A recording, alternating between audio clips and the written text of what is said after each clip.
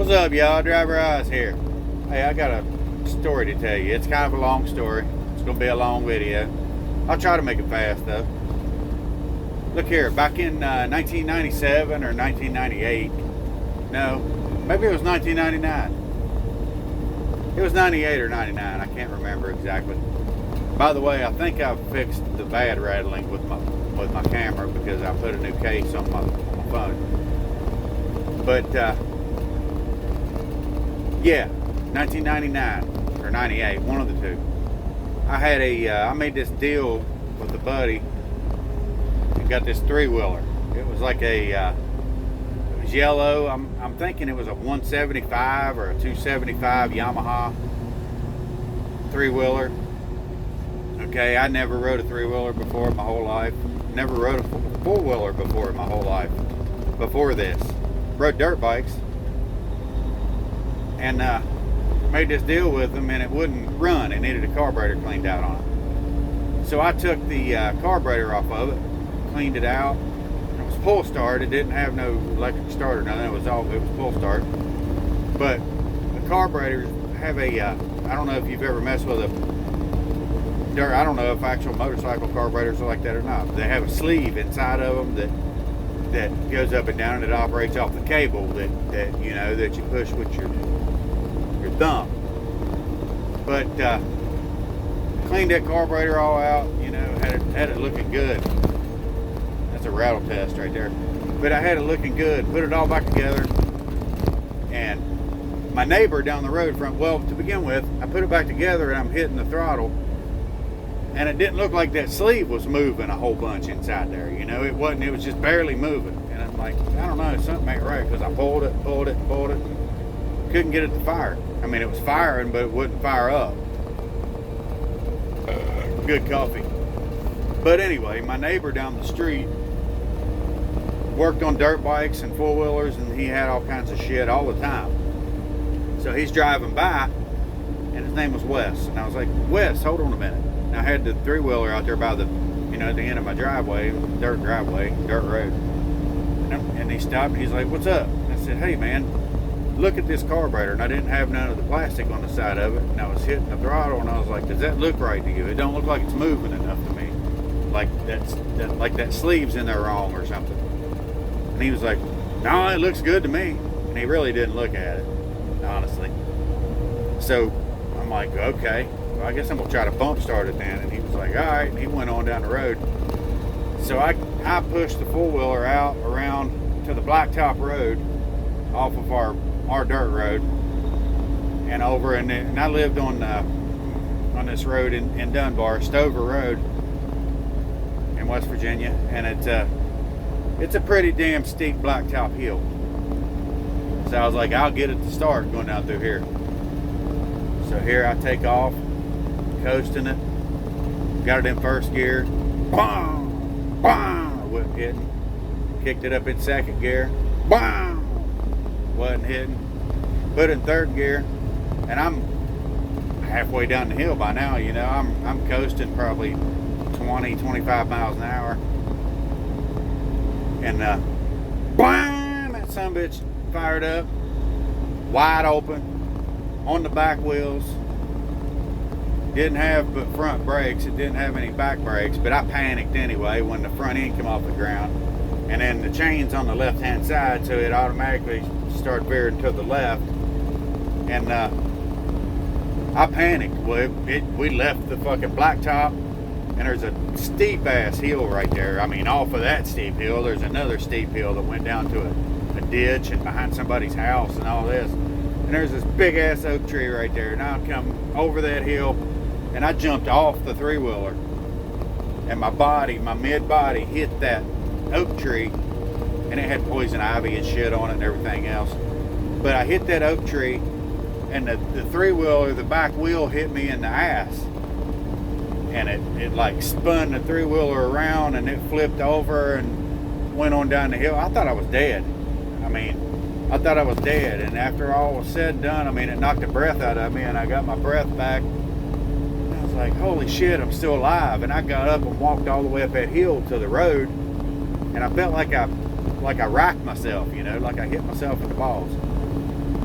and I'm walking around up there. You know, my house is 4 houses up from where I'm at on the left, and this dude came up his driveway right across from where I went over the hill, and he's like, "Are you all right?" And I was like, "I think I am, man." I rocked myself, and I'm walking up the road, and he's still standing there looking at me, and his neighbors were out on the porch, and they saw what went down, and they were like, "Are you all right? You need us to call somebody or something?" And I'm like, "I think I'm all right." And I sat down across the road. There's a parking spot across the road from their house in the gravel, and I sat down right there, and then I laid down right there.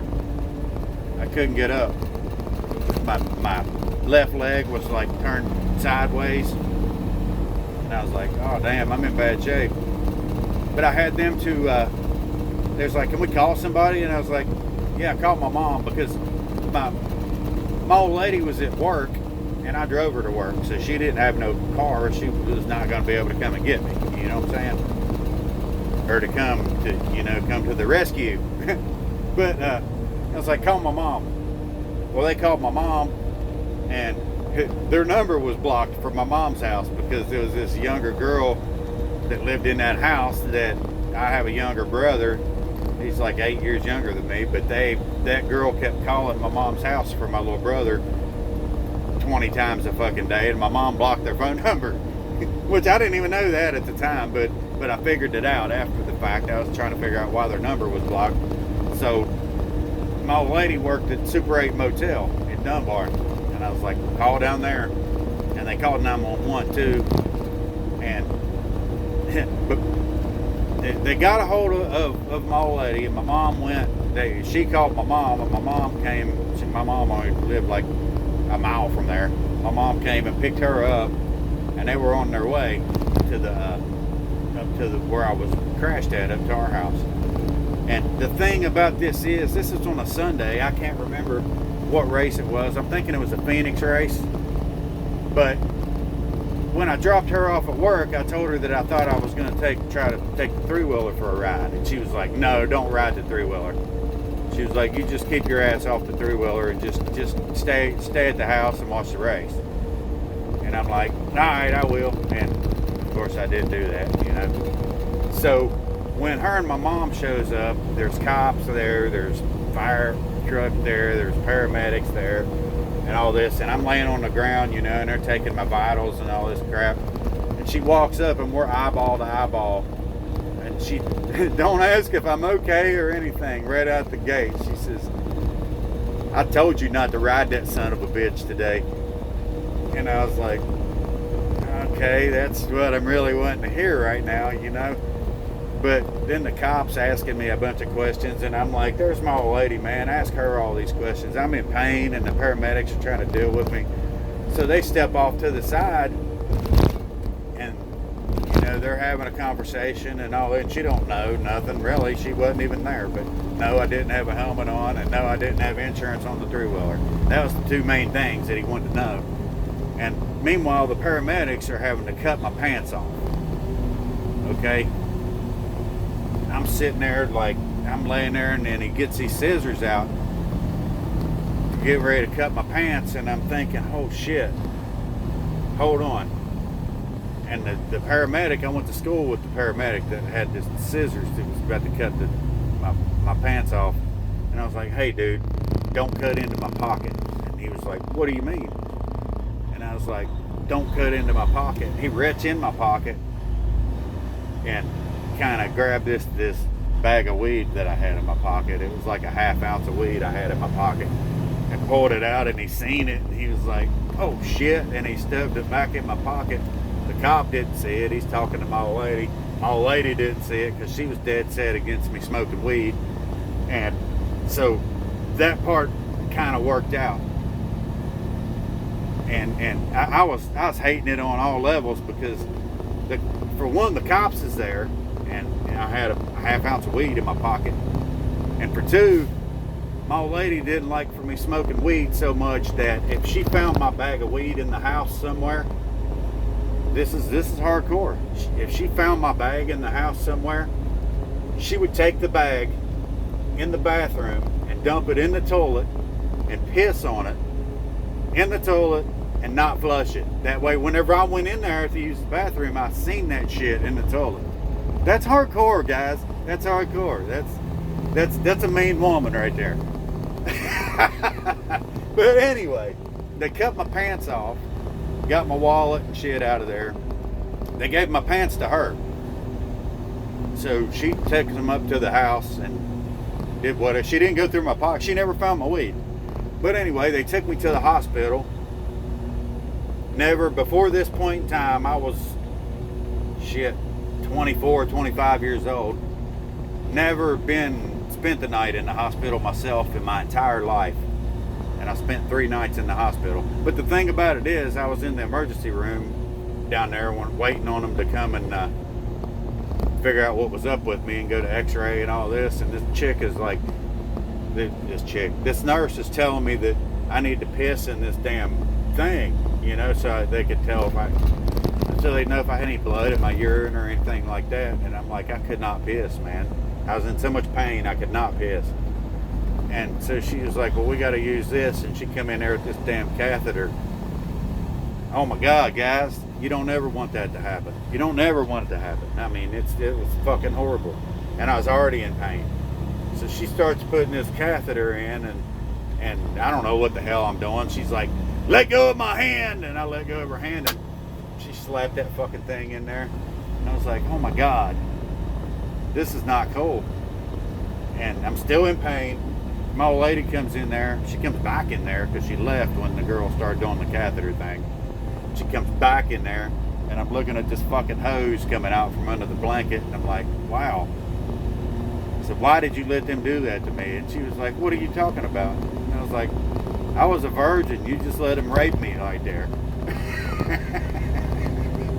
I had to make light of it. But in the background, they had the race on in the emergency room on a TV somewhere, and Jeff Gordon won.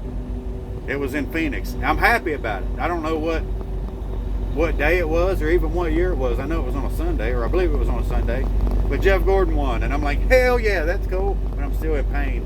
So I go to the room, get in the room, end up, I'm all scratched up and shit, all down through here from the oak tree. And I got poison ivy in it too, because I'm highly allergic to poison ivy. And so it really sucks all the way around. But I laid in this hospital bed for 3 days. Well, I mean, I got to the second day, I got to where I could sit up and get in a chair and go in the bathroom and take myself to the bathroom, because pissing in that little thing, man, that sucks. But so I conned somebody into bringing me a pack of cigarettes to the hospital. You're not allowed to smoke in the hospital, and I couldn't go outside, so I maneuvered myself into that damn rolling chair they had in there. It wasn't a wheelchair, it was just a chair with wheels on it, like a regular chair. Well, I wheeled that thing in the bathroom and locked the door, turned the fan on, and smoked cigarettes in the bathroom. I did do that. I'm a bad guy. But anyway, after all this, I get back home, and of course I can't walk. My pelvis is broken in 4 places. They didn't have to do surgery on it. They didn't think, in which luckily they never did have to. But I had to walk on crutches, or in a wheelchair. And so wife goes back to work. I'm at the house with my daughter. My daughter was, I don't know, 3 years old, 2 or 3 years old. So this had to been, she was born in 96, so this had to be 98 or 99. I believe it was 98. But I was watching her, and while she was in the house asleep, I'm in this damn wheelchair. And I go out on the porch, and in our back porch, there's like 3 steps down to the yard, to the sidewalk. Well, I played around there a little while on the wheelchair, you know, getting the feel of it and shit. Well, I got ballsy. I went down 3 steps, wooden steps, off of the deck, the porch onto the sidewalk. And I'm like, wow, okay, that wasn't too bad. So I turned around and practiced. I came up and down them steps like 20 times. And and got to where it wasn't that big of a deal, honestly. So I went back in the house, wheeled back in the house, and my daughter was waking up, so I put her on my lap. We'd done a few wheelies through the house several times and all that while she was on my lap, and she liked it. She was having a good time. Went outside, and I went down them steps with her on my lap, rode around the house in the grass, and there was a bunch of steps, like, I don't know, 10 or 15 big long steps. They were like 4 foot long steps going down to the fence down to where my mailbox was. I got ballsy on that. I rode all the way down to the bottom of the damn yard, down to the gate, checked my mail even, and rode all the way back up them steps with my daughter on my lap.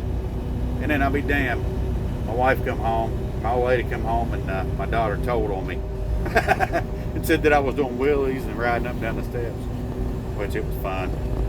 But anyway, on that, I did that for about a week, man, and I'm not the kind of guy that can sit around in the house. I can't freaking do it. So the guy down the road from me that owned that worked on 4-wheelers and all that shit all the time, he had a 3-wheeler frame just like the 3-wheeler that I wrecked. And that was my brother. While I was in the hospital, my brother and some friends pulled that 3-wheeler back up out of the damn hillside down there and took it and put it in my driveway while I was in the hospital. So it was already out in my driveway.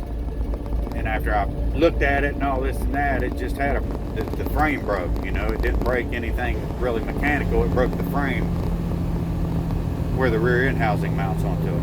That's how hard it hit me in the ass, actually. But that guy down the street from me had a frame. $50. Well, while my old lady's at work, I buy the frame. He dropped it off at the house, and she didn't even know it was out there in the driveway. It was, I put it off to the side. And while she's at work for a week, on and off, she'd get up and go to work in the mornings. I'll carry my ass out there in the driveway and start disassembling the 3-wheeler that I crashed. I could, at this point, I didn't, for long distances or whatever, I could ride in a wheelchair, but I had crutches. I just couldn't put no weight on my left leg. So I'm on these crutches out in the driveway, standing on one leg and leaning on shit and all this and that, and I totally tore this other 4-wheeler or 3-wheeler all the way down and changed it all. Took everything off of the one frame and put on the other frame and got it back to where it was going to run. Okay, so I did all that, and she came home one day and realized what I'd done. It took me a week to do that. One-legged, it took me a week of doing that shit in the driveway. I worked my ass off on it too. And she came home and seen that, and she wasn't impressed. She was like, "You're not riding that son of a bitch." So I ended up having to get rid of it. But that was, it was a while before I got rid of it. It was a while. I really never got to ride it again. I got rid of it before I got it started again. But I did have it all back together. It was going to be rideable.